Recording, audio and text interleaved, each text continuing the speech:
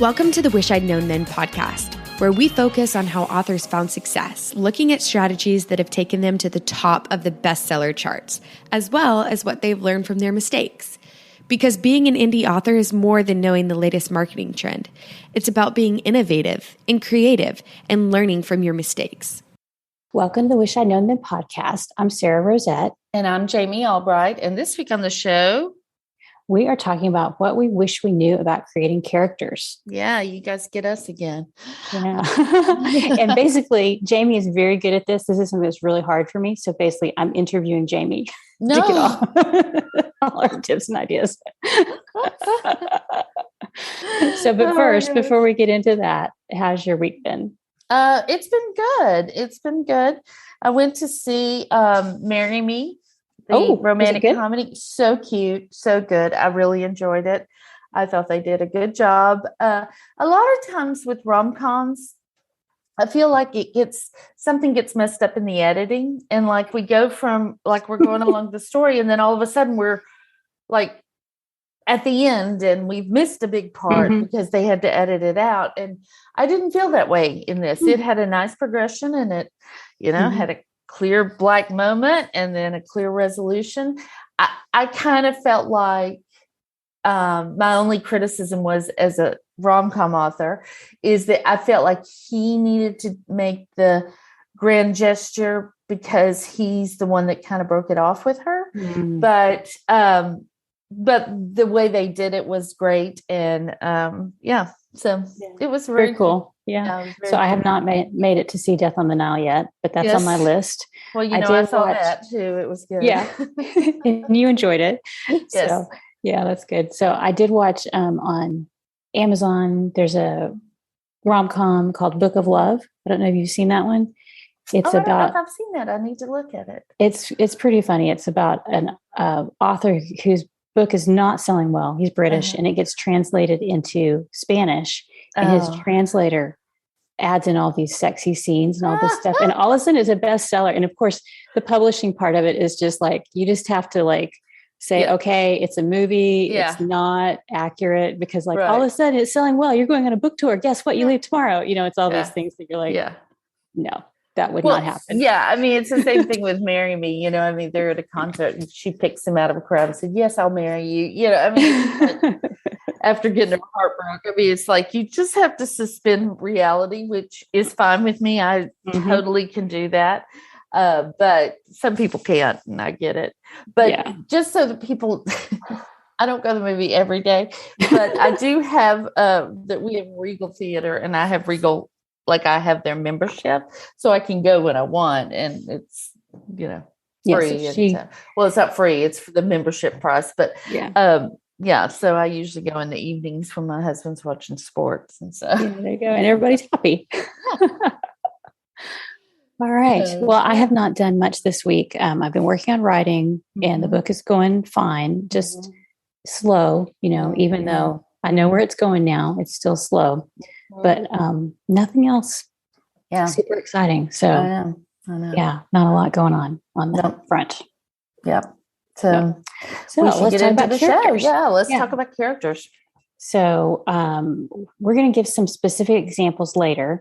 But first we were going to go through just some questions about kind of how different ways to create characters and how characters have come to us. And so one of our questions is, has anything triggered a character idea for you? And I have something for this if you want me to go first. Go ahead. Yeah, you go first. I was reading an article a while back, and it was during the crash of 2008, 2009. And it was about this couple that they wanted to get divorced, but they couldn't sell their house and all their money was wrapped up in their house. So they ended up getting divorced, but they lived in separate sections in their house. And they had like you have this room and I have this room. And then the kitchen is the common area. And I just thought that was an interesting concept. And I thought, what if I used that for a book? And I had a character who she and her husband, her ex-husband, had to share the same house because they couldn't sell it to get their assets out. Right. But, then they're together. It was one of those they're forced proximity, but it was actually a mystery. So that was just the jumping off point for her situation. And I kind of built the character around that. And then it was also a reaction to, I'd done the Ellie books, and Ellie was a mom and she had kids, and she, like everything, I had to always think about the kids, like, oh, she wouldn't take the kids to go interview a murder suspect. Yeah. So what can I do with them? In book 10, where can they go?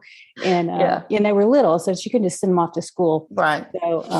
So with this other book, I was like, okay, I'm going to make this character forced proximity. She's going to have to be in this house with her ex-husband, and she's going to be so impulsive. She's going to be basically the opposite of the other character I'd written. Yeah. And so that was kind of the genesis of that idea. So that's how that came about. What about you? I love that. Well, first of all, I love forced proximity. That's probably my favorite trope, and it's in most of my books. So you can tell that I'm not terribly original. It's high on your list. Yeah. In the beginning, like I would say Scarlett in Running from a Rock Star, that my first book, is like I used to be a lot, worried about what people thought about her, worried about what her family thought about, worried about letting her family down. Because, you just kind of write what you know, and you don't really think about, you don't think about it until it's over with, and you go, oh, wow, there's a lot of me in that. I know. Yeah. So, but I can't think of anything that, like any real life experience that really spurred a character. My characters just kind of come to me. It's kind of, I don't know if this is even going to help, but it's like with the book I'm writing now, like the whole thing came to me, but not the entire book, I wish, but like the situation, the situation, like the whole feel of it. And based on the feel of it, I kind of know what kind of characters I have to have. So yeah, I mean, I think really, that's important to say, because there are different ways to do this. Yes. And so I think that's important, that's how it works for you. Yeah. Whereas somebody else might need to do character sheets and stuff. And we'll talk about that later. Yeah, but we will. So I think that's totally legitimate to do it that way. I have been like places and seen people, like what I remember specifically, I never wrote this book, but we were at a Baylor football game when my daughter was in college there. And there was this guy standing on the sideline in a dressed in all black, black jacket, black leather jacket and everything, had his phone to his ear most of the game. And I remember thinking, what is his story? Like, what's his story? And so mostly I think the stories come first, and then I plug my characters in, but I don't know. I mean, I can't say that for everything, but because especially if you're writing a series, you have kind of established characters that you have to create a story for. So that's so how much of a character do you know when you start writing then? In the past, I've known a good part of it. Like this story I'm writing now, I knew more about them.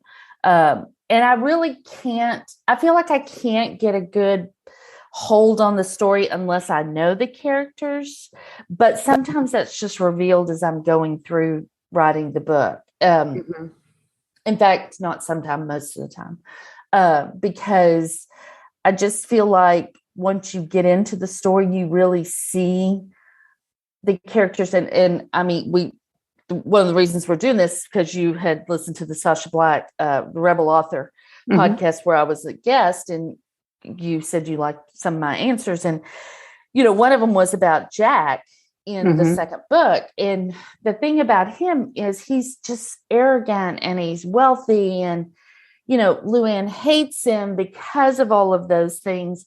But I'm like, I've got to make this guy likable. Like, and how are you going to do that? Yeah, he's got to have a save the cat.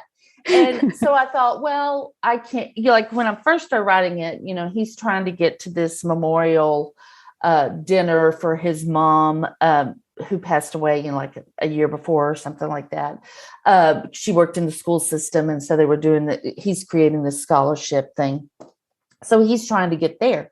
But even that, because the mom's dead. I mean, it's like, it wasn't quite enough. It wasn't enough. And as we're making our way to that place, even though that's just like the first, like the end of the first act, really,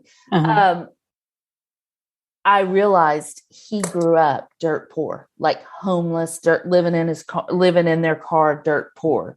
And that is his secret. That's his wound. That's everything he does is to cover that up and forget that person.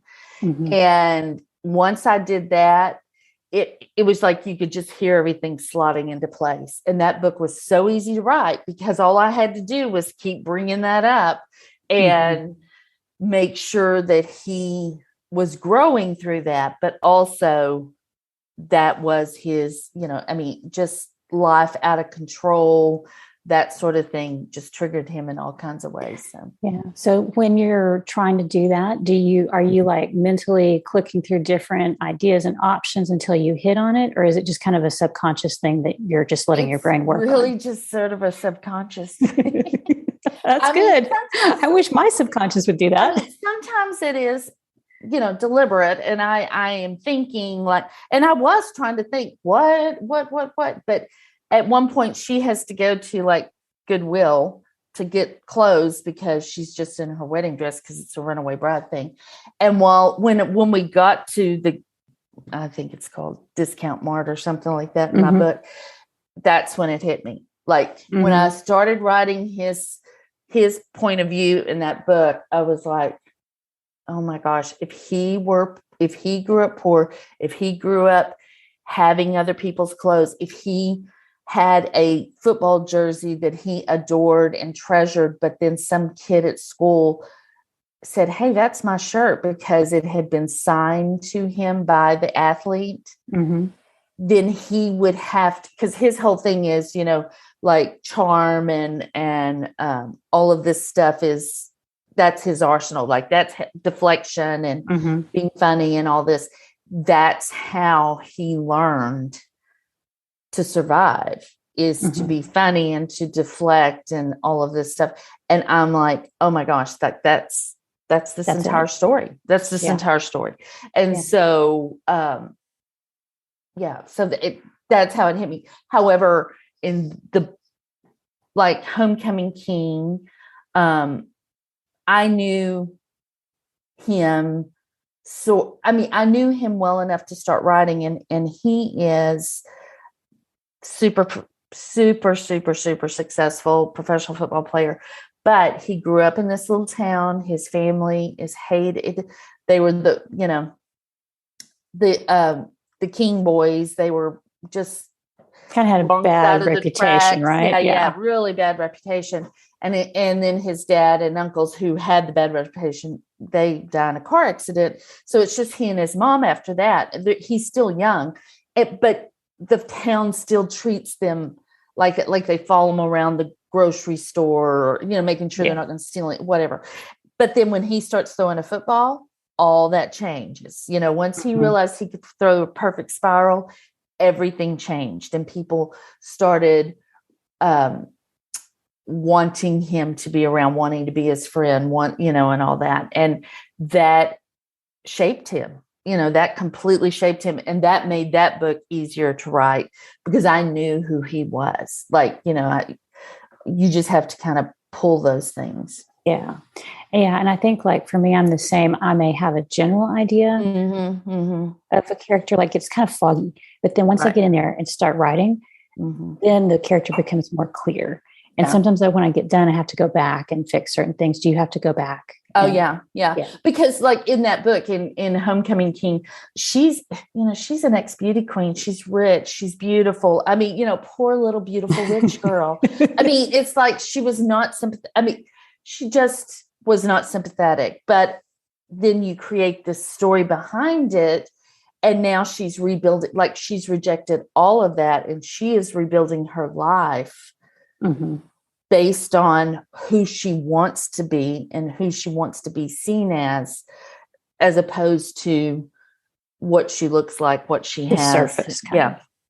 Yeah. And so in the rewrites of that, I put some of it in there during the first draft, but in the rewrite, I really had to go in and make, create depth for her character and make it believable. I mean, that's a problem too. You got to make it believable. And so, but I will tell you that book gets, the reviews on that book are amazing in that people get it. Like the theme of that book is self-worth. Like your worth is not in what you look like, what you have, what you can do. It is in what you bring to the table, like at this moment, and who you are as a person. Yeah. And people get it, and that really resonates with a lot of people. Yeah. So. And that makes the book so rich because you've got both characters kind of working through that. Yeah. And, it just gives you that little extra something that readers, they want that little, the readers that want the depth and the extra layers love that. So, and it takes a while to get that right for me anyway. Yeah, me too. And, the thing is that like for rom-com books, there's not always that kind of character development, depth of character. And that's fine. I mean, there are people that read my books and they're like, whoa, there was too much, too much feels, too much, I just want the funny. And there is a lot of funny in my book, but there's also, there are also these characters that I try to make them as real as possible in these ridiculous situations. And it's tricky, sometimes that's tricky. Sometimes I hit the mark. Sometimes I don't. But again, there are rom-com readers that are like, this is too much. I just want something funny and light, and I don't want to have to think about anything. And that's okay. They're not my readers. So yeah. And that's part of it too, is you figure out what is going to resonate with your specific, because even though you say I write rom-com or I write cozy, there's all kinds of different varieties within, sub, and it's almost like it's the feelings you get when you read instead of just this is a cozy. It takes place in a bakery with a, dog sidekick. It's like, is it going to be silly, funny? Is it going to be a little more puzzle mystery? So you have all these varieties. So I totally agree with that. Right. So. Yeah. Well, what do you wish you had known about creating characters? Now, looking back, do you have anything that you wish you had known?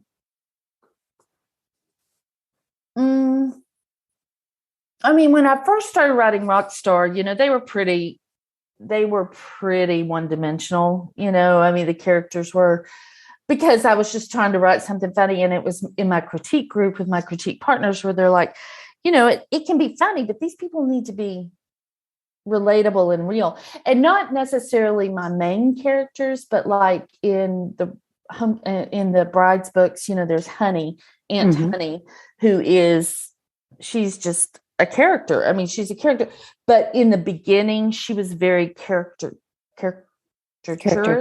Yeah. She was more of a caricature than she was a character. And she was kind of a cliche, which she's kind of supposed to be, but what did you do to make her not like that? Well, I tried to take out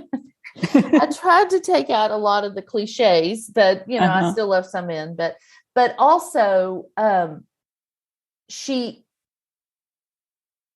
really does love her family. Like you try to layer around, like sometimes you layer under, I think your main characters, you layer under, they got a backstory, they got this, they got that.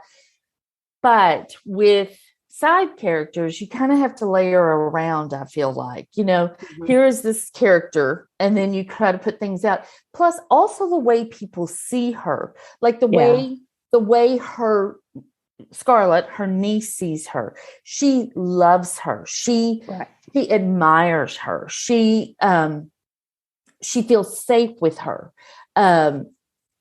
Honey's probably the only person that Scarlett feels like wouldn't judge her. But she can't tell Honey the truth because Honey can't hold water. She can't keep a secret. So, and this is a fake relationship. So so it's really also how I think how other characters in the book see this one specific character. When they see them as a real person, a loving person, or a not loving person, and someone to be feared, whatever, that rounds out the character. I don't know if that makes sense. Yeah, I'm making motions with my hand in a circle, But I think with your side characters, that's one of the best ways to do it. Yeah, I think so. And I try to, like with mysteries, a lot of my characters, they have the secrets that will be the red herrings or the clues, but you don't find that out right away. So as the story goes on, then you find out more about them. And I always try to give them like something a little unexpected to make them seem more real in some ways. Like if I have a character that I'm like, oh, that's, too stereotypical and it's kind of boring. I'll try and think of something that might be interesting about them. Right. Pursuit or hobby, or, something that gives them an extra dimension besides, or like a goal they have that's not, related to anything else, that it could, that's what makes them a little bit different. I remember I was reading a book one time and there's this character that's like a sergeant, is a historical mystery. And he's, at the crime scene. And normally, you just have that guy come in, do stuff and leave. But they gave him, he loves footprints. And he's creating this catalog of different types of footprints. And I was like, that's so cool. Like, it's like a little quirky thing, but then it makes you remember him. So, I was just going to say, like in Running from a Rock Star, when Scar, because, it's Wake Up in Vegas married and he follows her back to Texas, they decide to stay married, marriage of convenience kind of thing. And they're sort of getting to know each other, but they, don't. And she says something about their housekeeper who is single and a single mom and doesn't have, kind of came back to town broke and everything. And Gavin immediately is like, does she need money? Like, I've got money. Does she need money? Because he has a real soft spot for single moms. But then she finds out that he works with this organization that helps single moms, and he gives a lot of money to this organization. And she says, I don't know why he won't just stay in his superficial rock star box. Like that, I want him in that box because I don't have to, like, she can deal with that. I can deal with that. I can't deal with it. And I think as you're creating characters, that's what we're trying to do. We're trying to get them out of that box. Right. Like we're trying to create all of the stuff to get them out of that kind of one-dimensional box. Yeah. I think this question, like, what do you wish you'd known about characters, is hard because I think the only thing that I wish I had known is just how important characters are to a mystery, especially serious mystery, because, I was so, in the beginning, I was so focused on the plot and getting everything all lined up and making sure it all worked, that was my main focus. And my characters were like, this will work.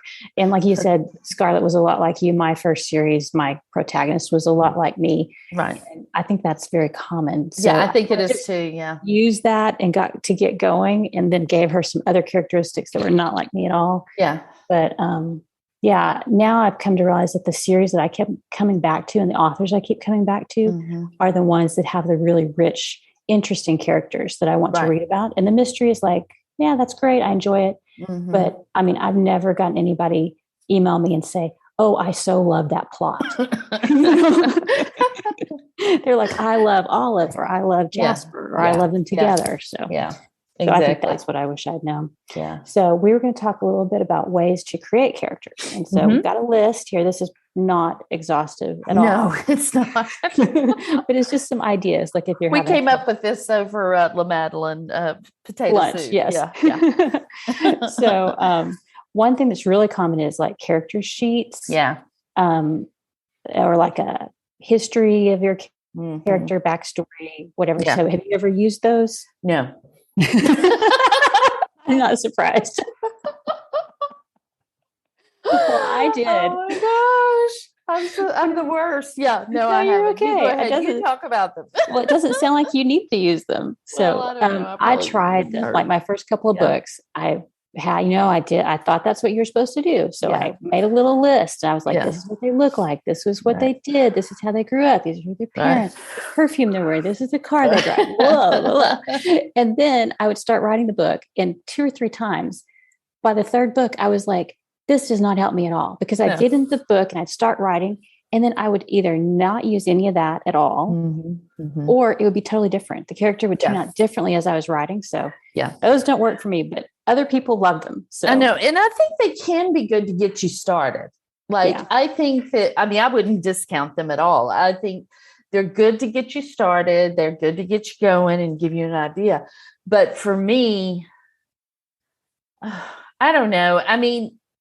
I don't think I'm unique. I think there are a lot of people that write this way. Everything just sort of happens organically. Just like you have an idea, but then either you make your story fit your characters, or you make your characters fit your story. And for me, that's sort of how I write. And it could be why it takes me so long, but I have never used them because I don't find them, I don't find the idea of doing them very helpful. To me, that just seems like more work. Yeah, I understand that. Yeah. And again, if you use them and you want to come on and talk about how great they are, then we would love to have you, but neither one of us use them. Yeah. Now I have used images in the past, especially for the historical. I didn't use them as much with my contemporary cozies, but like the historical, I find it's helpful to have an image, especially when I was getting started, when I was writing the early books, to have an image of what the person looked like. And sometimes places they would be, like these, beautiful country homes, stately mansions. It helped me kind of give a jumping off point. So I've used images. I think you said you don't really use that, right? No, I did in the beginning with Scarlett and Gavin, and then they turned out, Scarlett still kind of looks like what I had. But Gavin, he changed because I couldn't find a cover model that I felt looked like. So I had to go back in and make him dark-headed, and because he was kind of not dark-headed, he was kind of blondish. And so after that, I was like, I'm not. Yeah. The problem. I have in my mind what they look like, but it's not anyone like. Yeah. Well, the problem I found with looking for images is everybody's too pretty online. Like if you're looking for just like an average, normal, and that's not as hard to find in historical photos, because there's like people who are uploading like their old family photos. Right. Yeah. There was one image that was like, these are the different haircuts from the 1920s. And I was like, oh my gosh, some of these look so terrible. They're obviously not the posed magazine photos, Yeah. So anyway, what about the Enneagram? Now, I do use the Enneagram per Claire Taylor, who we've had on the show. Claire does a whole class about the Enneagram and using them for story and characters and stuff. And so the last couple of books I've done, I've used the Enneagram. The one I'm writing now, she's a 7, he's an 8. If you're not familiar with the Enneagram, you can go look it up. But the cool thing about the Enneagram is that, and I found a printout, and it says their core fear, their core desire, their self-image, their core weakness, core longing. At their best, they're like this. At their worst, they're like this, and how to treat that. Yeah. And if you've got that, then you can write a book, because you know what triggers them. You know what makes them act well. You know what makes them act badly. You know what other person would. And 7 and 8 they're pretty much opposites. An 8 is very driven. They're very responsible. Like, their motto is that the chain is only as weak as its weakest link, and they're not going to be that weak link. And then the 7 is eat, drink, and be merry, for tomorrow we die. Like, it's just party time. Yeah. So, those two have an innate conflict already right built away. In. Yeah. And so with the Enneagram, you can see that. Like, you can, if you don't know, if you're not really sure about your characters, from the beginning and you've got some wiggle room and stuff, you can go in and look at that. Claire could describe it much better than me, but it has helped me kind of stay focused and keep me from veering off track and keeping their motivation on track. Mm-hmm. Yeah, I kind of dabbled with that, but I don't know it as well as some other things. So, and it's kind of complicated, actually. It when is you very start complicated, getting into and like I am the not an expert. Wing of whatever is like my mind kind of shuts down. So I take like the high level stuff and I've used that, and then I've also used too. Yeah. What is it like if you're in INTJ or the Myers-Briggs? Yes, I've used that before, and I think actually the Enneagram would probably be more helpful because it gives you like what people want and what they don't want, and what So I can see how that could be more beneficial than that. Yeah. Another thing is like astrological signs. I've heard of authors who use that just like to get started. Right. Give them a basis. Strengths. Clifton Strengths is another one. Becca, of course. Everybody take a drink because we're talking about strengths. She has a course on using the strengths to create characters, and I took that. It was very good, and it gave me some great ideas. And I think that I would probably use the strengths more now going forward, and kind of combine it with the Enneagram, kind of to get different things. So those are just some ideas. Did I miss any, or have you thought of any others? I think with the astrological signs, a lot, and it doesn't always go with the astrological signs, but I do know that a lot of people will use tarot cards too for their characters. They'll pull cards for them, and I find that fascinating. I don't know anything about tarot. I've had my tarot read once, but I find that fascinating, and I think that can help. Just trying to go with real life people. A lot of people do that. I've done that. Especially for my 1920s stuff. I've read memoirs and biographies, and like I'll pull like a character idea, and I don't use them verbatim. Some people like use historical characters in their books, like real people, and I don't do that. But sometimes I'll read about somebody, I'm like, oh wow, they're so interesting. And then I'll just kind of fictionalize them and add other characteristics and change things up. Right. So that's another. Yeah. And I mean, I hesitate to say this because if anyone from my hometown is listening, but I don't think they are, I mean, it's like there are people in my books that reflect, they're not them, but reflect some of the characteristics of some of the people I knew in my hometown, or incidents that happen in my hometown. Or if I hear a funny story, like I'm on TikTok, and so one of my TikTok videos I duetted, there's this woman in this small town. Someone called her mom to tell her mom that she was buying alcohol at the convenience store.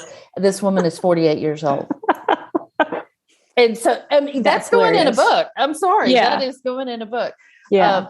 My family just did something hilarious. And I mean, it was very sweet and touching, but it was kind of inappropriate. Definitely book fodder, right? Yeah, it's book fodder, and it's how my next book's starting. So, so just kind of looking at, based, like for me, because it's small town, the quirkier, the better. And a lot of the stuff that I put in books, I have had people say, I don't believe that would really happen. And I'm like, oh, but it did, And here's the pictures now. Yeah, really. I've got documented proof. So for me, the quirkier, the better. But if you're writing anything else, things you read online, stories you see, Huffington Post, Reddit, those are gold mines. Yeah. I don't use as much of that now because I'm writing the historical, and my ideas come from like reading things that happened back then.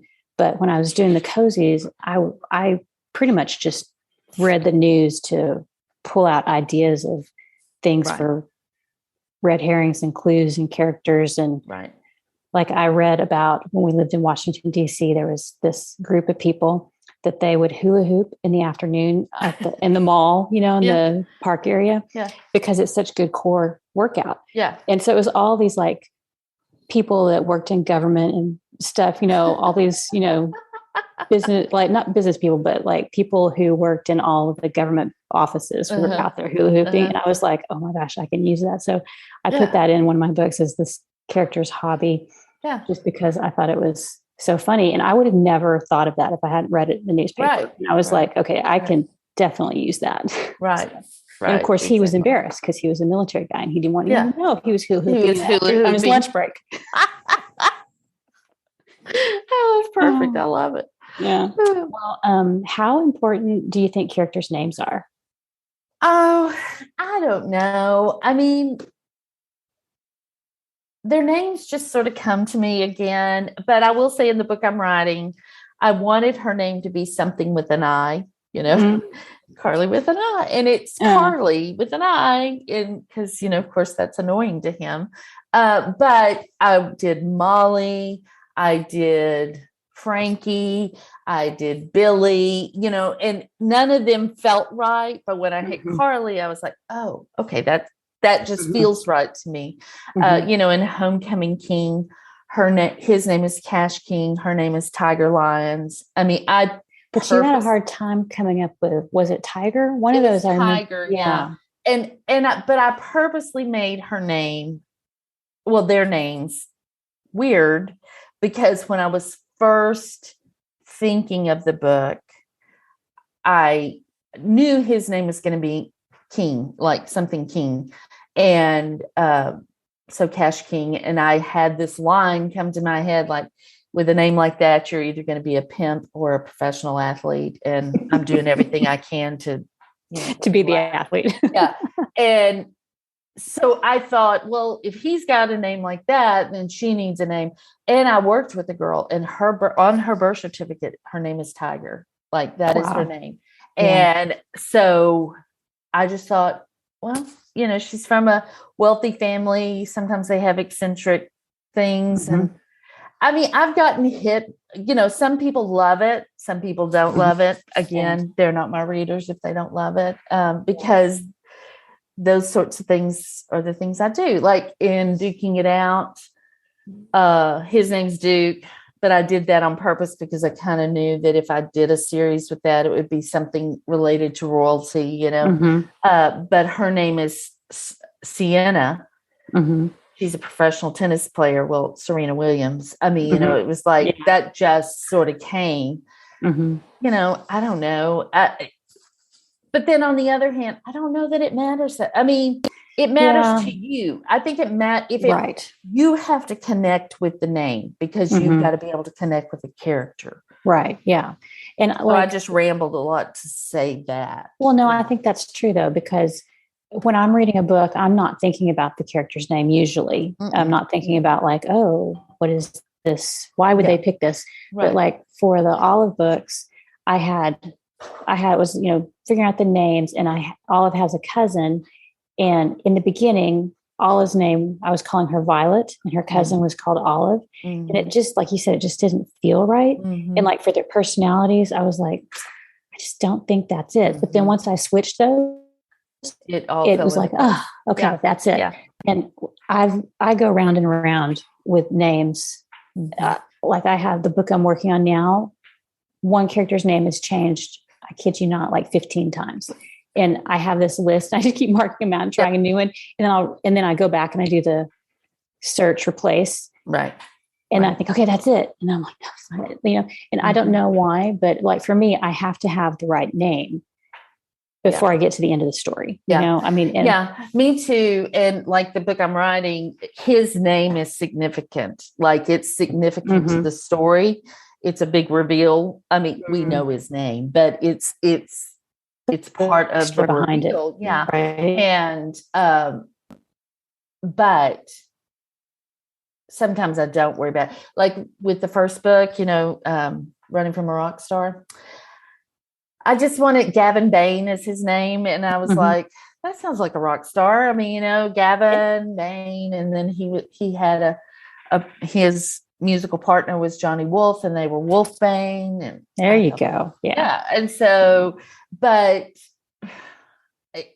I don't think it matters to the reader necessarily. Probably not as much as it matters to us. Right? We need to connect with that. However, I will say that having Tiger as her name, I took the risk of pulling people out of the story with that name, and it did for some people, but it was her name. I mean, that was just her name, and I just went with it. So. Yeah. So, do you use like baby name books or? I use surname. I don't use baby names, but I use surnames because I find that I use the same surnames a lot. No, we do. Holcomb. I love Holcomb. I don't know why. I've had to go back and change Holcomb in almost every book because I've used it. And I used it in like one of the first 2 books or something like that. It's weird. I do the same thing. I'll Google. And if I come up with a really unusual name, I'll Google to see, especially a last name, to see if it actually exists. Yeah. For some reason. I don't know why that makes me feel better to use it. Yeah. But there is a website called, I think it's just called British Surnames. And you can go in and you can type in, begins with like BRA. And then it brings up all these. Oh, that's so good. I've used that. I've used baby name books and, websites for just name generation, baby names. For the historicals, I go back and I look at, you can look at census data from, like you figure out, okay, I needed the 1890 census for this person or whatever. Right. And war memorials are actually a really good place to find first and last names. You just mix them up, because there's sites that in England, they've photographed all the war memorials, and you can just go search and find names. So that's a great idea. Yeah. Places are good for last names too. But So names I think can be really hard. Yes. And I think they matter much more to us than to the reader. And I always want my names to, like, the meaning of the name to either match the character or like be kind of a commentary on it. Maybe it's the opposite of what they are or something. So way or more maybe complicated it is than who it needs they to are. be. Yeah, exactly. Me too. I do the same thing. Yeah. Well, we also wanted to touch on like backstory and physical description. Like, how much do you include? How much is too much? When do you know you're going overboard and all that? Okay. This is such a huge deal with character. I know. I do have backstory, but I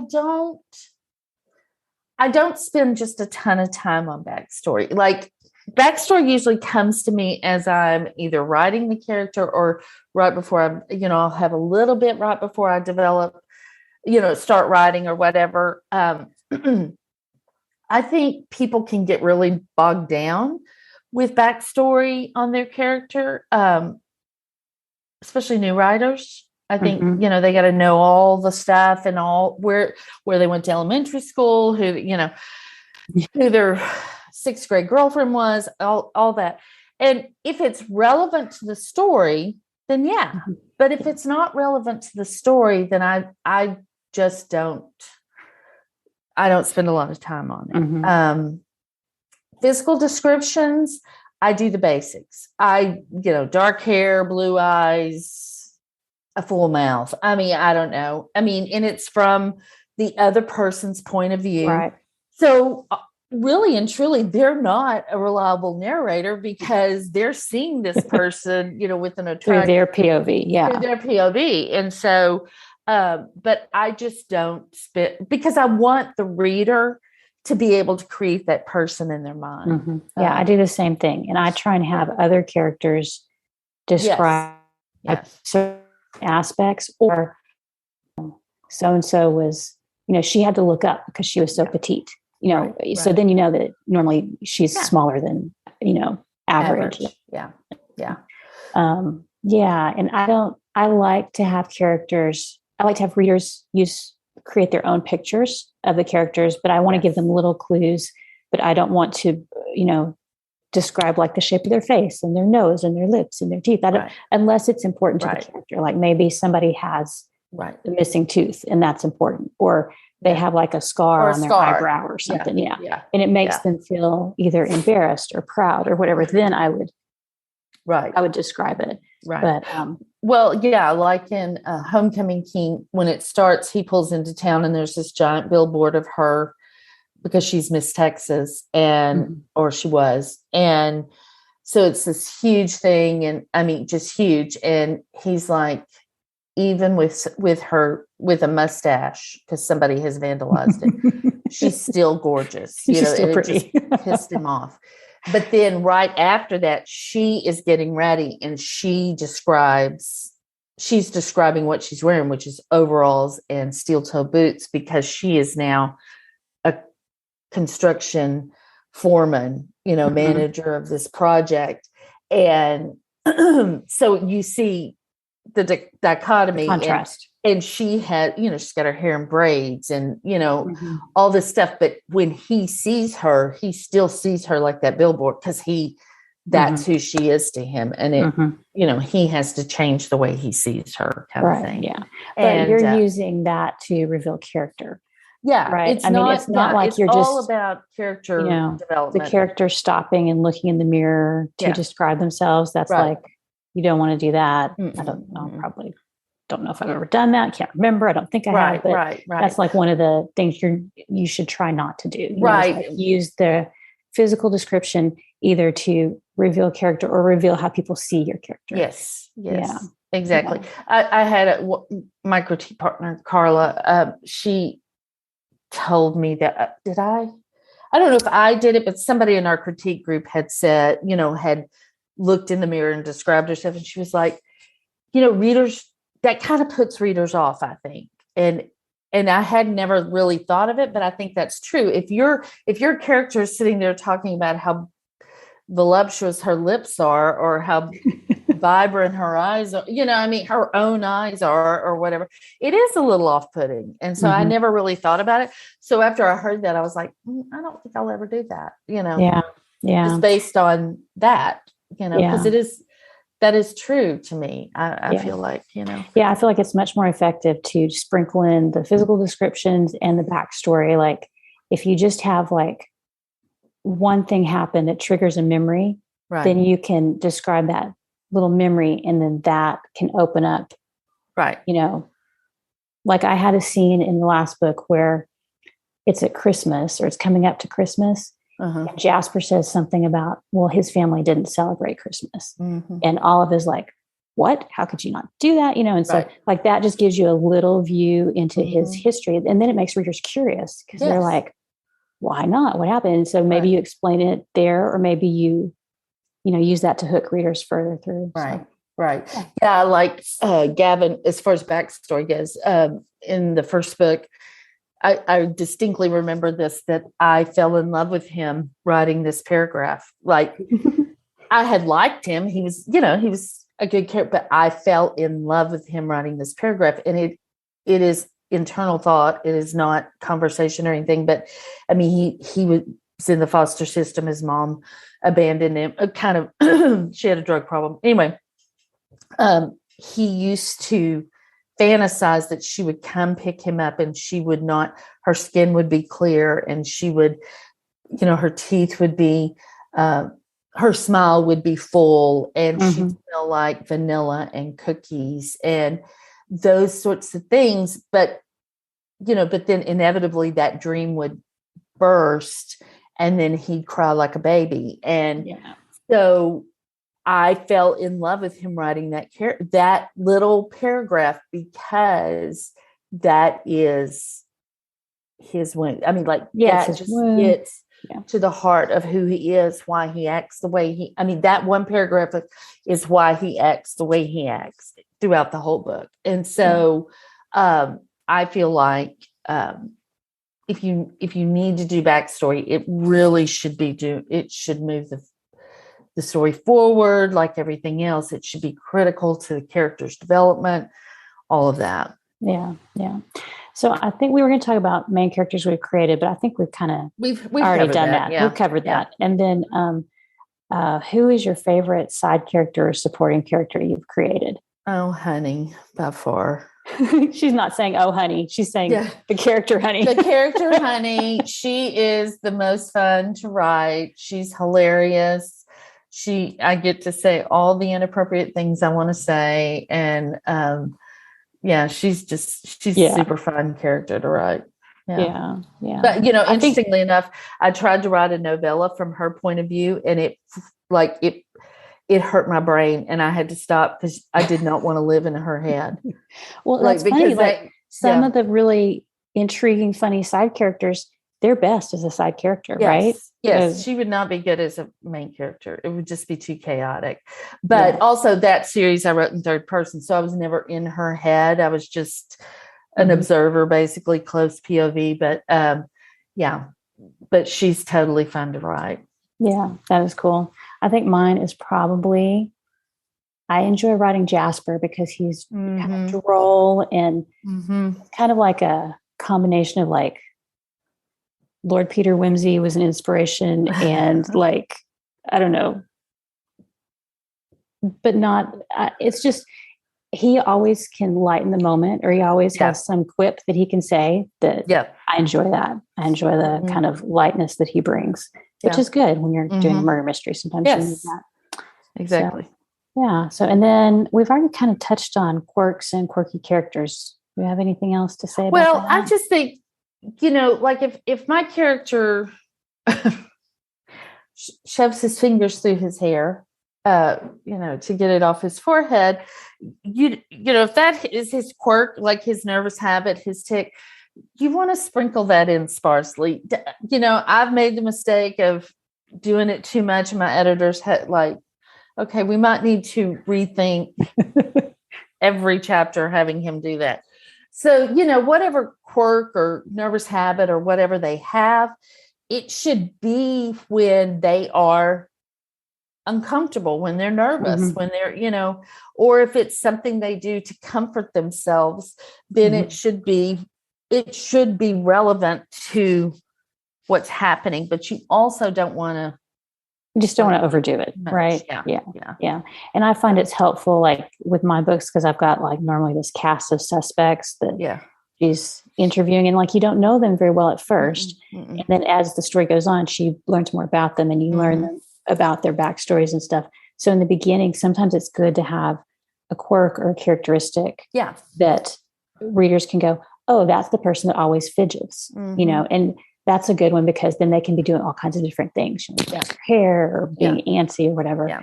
So, and for me, I personally, as a reader, I don't like the quirky characters, like the quirky side characters that's just like so over the top that it's almost unbelievable, So I like the ones that have just a couple of little things that are funny. This is an example from TV. I've watched this Swedish translation series called this. As a Texan, I say Sandham because I draw all the words out, but they pronounce it Sandholm or something like that. But there's this character. He lives on an island, and whenever he goes back home to the island, his neighbor always comes over and borrows something, and it's like she never returns it. And so, like, after about the third episode, you're like, oh, she's coming over to borrow the bottle of wine, and she's not going to. Exactly. Or she's going to borrow the gas can because she needs it. And so it's just like funny things like that you're like, oh, that's more quirky, but also believable, because you do know people like that. So, Exactly. Yeah. So I think that's kind of my take on the quirky character. So, all right. Anything else? Anything important? What's the most important thing you've learned about creating characters? They need to be believable. I mean, especially like in my rom-coms that can be kind of crazy, and very, unbelievable situations. Sometimes your characters still have to be believable. They have to, there has to be something that grounds them. I mean, they can be like, I think about Pippa Grant's books, because Pippa's books are wacky. I mean, they are funny, and they are, just these crazy situations, but her characters are real. I mean, they have real issues. They have, specifically her Rockaway Bride, I think is the name of the book. But, that is a nutty book, especially the way it starts and stuff. But you believe these characters. You believe their story, whatever their story is. And I just feel like making them as believable as possible without bringing down the story. Because I mean, even if you're writing a dark, angsty story, you still need to have characters that are believable, because almost like on the opposite end of romantic comedy, which are crazy, wacky situations, sometimes angsty characters or angsty stories, the situations can be so terribly dark and hard that it's hard to believe those characters could survive without something like humor or sarcasm or whatever. And so you just have to make them believable in whatever situation you put them in. Yeah. Yeah. I think the believability thing is what is my problem with the quirky characters that are like so over the top. I'm just like, nobody is really that weird all the time, you know? So that's my issue. I think for me, it's just like learning that it is the characters that readers identify with and want to come back. And cozies, you know, it's like the whole town, the whole village, they feel like they're friends and they want to come back. Yeah. And I think that the characters that I'm most drawn to are the ones that are layered and are very interesting and makes you go, I wonder what makes them tick, or what will happen next to them and how will they deal with it? You know, things like that. That's what draws me back. Right. And I agree with you, because I was just thinking yesterday, I think that, I was waiting for Marry Me to start last night. And I was thinking, just wish I could go back and read my favorite rom-com or my favorite books, not necessarily rom-coms, but for the first time again. And it's not because necessarily the story, it's those characters. You just want to experience those characters again for the first time. And, or you want to experience, people that go back and reread your books or whatever, they're going back to reread, to reconnect with those characters. And I think that's super important. Yeah. That's our goal, is to create characters that people want to read again and again and come back to. So that's right. Yeah. So we hope this was helpful and gave some ideas, and we'll have some links about the link to the podcast you did with the Rebel Author podcast. Yeah. And then we'll do link to Claire's thing. And if you can find the link to the Enneagram thing that you printed out, that sounds like that's a really good one. Yeah. I'll send it. I mean, there are tons, like if you search Enneagram or, Enneagram 7, but this one in particular, it seemed, sounds like it's a good kind summary. Of perfect. Yeah. Because it had everything on it. Yeah. Okay. So we'll put all those in the show notes. Okay. Everything will be wishiknowthenpodcast.com. And thanks to Alexa Larberg for editing and producing the podcast, and to Adriel Wiggins for doing all the admin. Yes. Bye. So we'll see everybody next week. Bye. Thanks for listening to the Wish I'd Known Then podcast. We hope this episode inspired you, empowered you, and made you laugh a little bit too. If you loved it, tell your friends about it. And if you feel so inclined, leave us a review. We look forward to being with you again next week.